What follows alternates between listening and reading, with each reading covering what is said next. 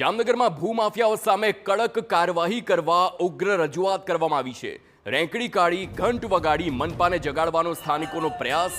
Common પ્લોટમાંથી દબાણો દૂર કરવાની માંગ સાથે મનપા કચેરીએ વિરોધ કરવામાં આવ્યો।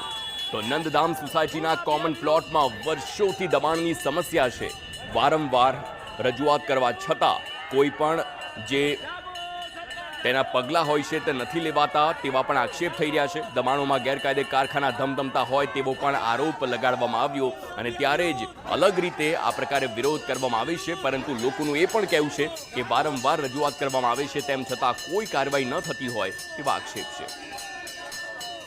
2 થી 3 ઘર એવા છે જે ગેરકાયદેસર બાંધકામ કરીને રહે છે।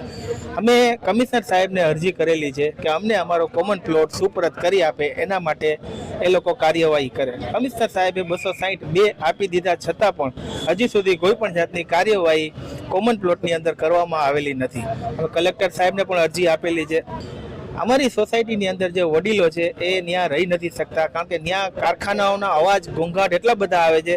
ત્યાંના બાળકો છોકરાઓ ભણી નથી શકતા। રાત્રે 12 વાગ્યા સુધી એ લોકોના કારખાના ચાલુ રહે છે।